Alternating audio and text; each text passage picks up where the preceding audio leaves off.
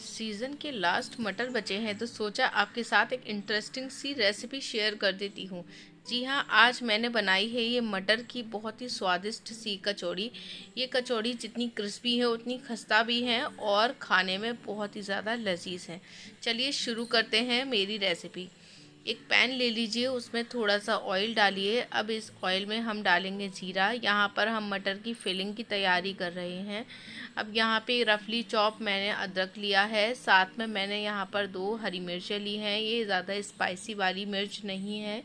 अब दोनों को सौते कर लीजिए। सौते करने के बाद एक कटोरी यहाँ पर हम मटर डाल देंगे। ये फ्रेश मटर है गाइस, आप चाहे तो फ्रोज़न मटर भी यूज़ कर सकते हैं।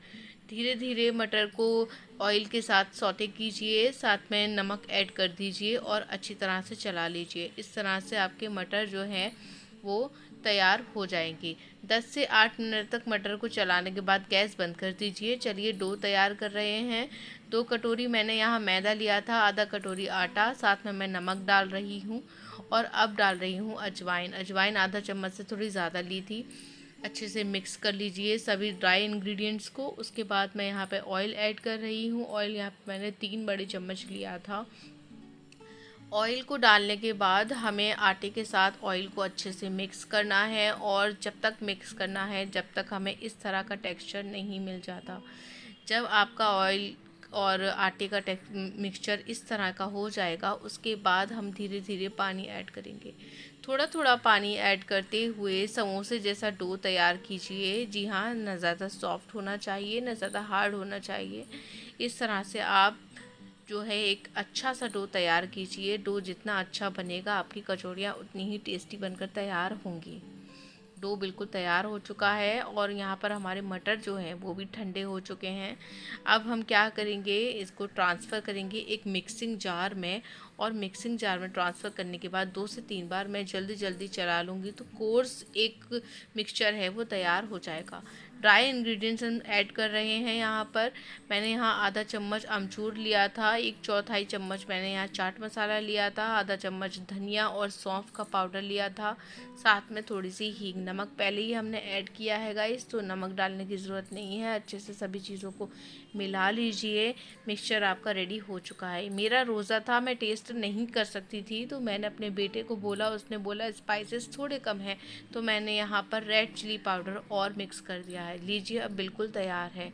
चलिए, कचौड़ियाँ है तो साथ में आलू का साग भी होना चाहिए ना, तो आलू का साग जल्दी झटपट बना लेते हैं। ऑयल लीजिए, ऑयल में ज़ीरा डालिए, हींग डालिए और साथ में डाल दीजिए कटा हुआ अदरक और हरी मिर्च।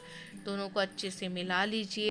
अब हम यहाँ 1/4 चम्मच हल्दी ऐड करेंगे, साथ में मैं डाल रही हूँ गरम मसाला, थोड़ा सा धनिया पाउडर, थोड़ा सा अमचूर पाउडर और काली मिर्च का पाउडर।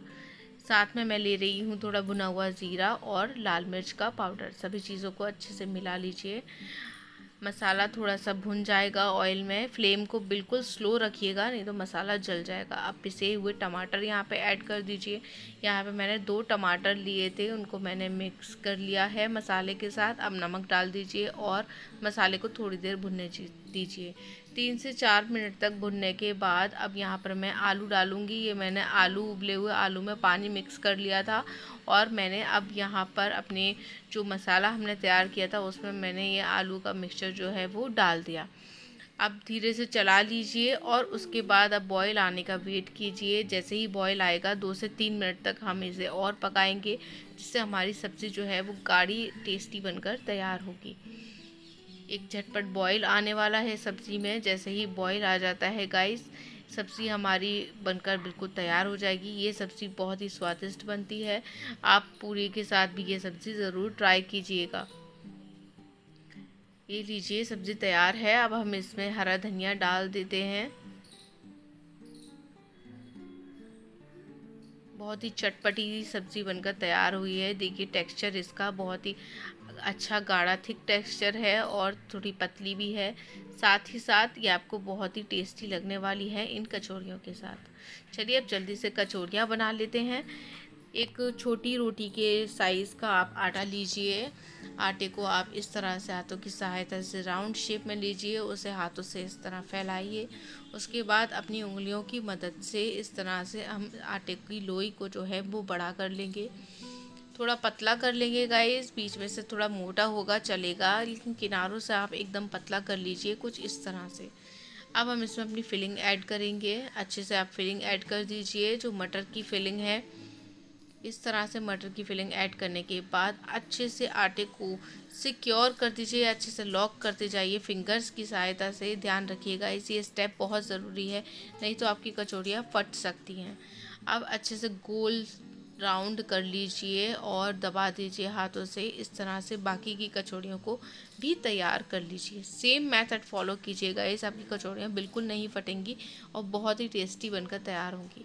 अब एक लोई ले लीजिए और धीरे धीरे हाथों की सहायता से दबाते हुए उंगलियों की सहायता से मिक्सचर को फैलाते जाइए और लोई को आगे बढ़ाते जाइए। इस तरह से आप फील करेंगे कि मिक्सचर साथ साथ बढ़ रहा है और जो है आपकी कचौड़ी जो है वो एकदम पतली बनकर और स्मूथ बनकर तैयार हो रही है। इस तरह से हाथों की सहायता से कचौड़ी को दबा दीजिए। आपको बेलन और चकला यूज़ करने की बिल्कुल ज़रूरत नहीं है, आप ऐसे ही हाथों की सहायता से कचौड़ियाँ तैयार कर सकते हैं। इसी तरह से बाकी के कचौड़ियों को भी तैयार कर लीजिए। ये लीजिए आपकी कचौड़ियाँ बनकर बिल्कुल तैयार हैं। ऑयल भी हमारा गर्म हो चुका है, एक एक करके कचौड़ियों को सेक लीजिए। ध्यान रखिएगा गाइस, फ्लेम जो है वो मीडियम रहनी चाहिए। तेज़ फ्लेम पे आप करेंगे तो कचौड़ी का आटा है वो क्रिस्पी नहीं हो पाएगा और बिल्कुल ही सॉगी रहेगा और अच्छे से पक भी नहीं पाएगा।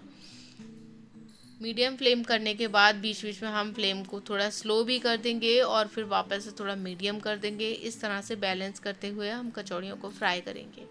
कचौड़ियाँ अंदर डालते ही ये देखिए इस तरह से फूलने लग जाएंगी और धीरे धीरे जब ये सिकेंगी तो बहुत ही क्रिस्पी बनकर तैयार होंगी। एक प्यारा सा गोल्डन कलर आने दीजिए कचौड़ियों के ऊपर। इस तरह से पलटते हुए सीखिए और ये लीजिए स्वादिष्ट सी, बाज़ार से भी ज़्यादा, मार्केट से भी ज़्यादा अच्छी कचौड़ियाँ बनकर तैयार हैं। मेरी रेसिपी फॉलो कीजिए गाइस और मैं गारंटी देती हूँ कि इसके बाद आपको मार्केट की कचौड़ियाँ पसंद नहीं आने वाली हैं। ये कचौड़ियाँ बहुत ही टेस्टी बनकर तैयार होती हैं। साफ़ सुथरे आप अपने घर में बनाइए और इन रमज़ानों इन कचौड़ियों का लुत्फ़ उठाइए। साथ में मैंने एक मिर्ची फ्राई कर दी थी, ये नमक लगा के मैंने ये मिर्ची यहाँ पर रखी है, इससे इसका टेस्ट और इन्हेंस हो जाता है। साग मैंने यहाँ पे सर्व किया है, आलू का साग, साथ में टेस्टी सी क्रिस्पी सी कचौड़ियाँ।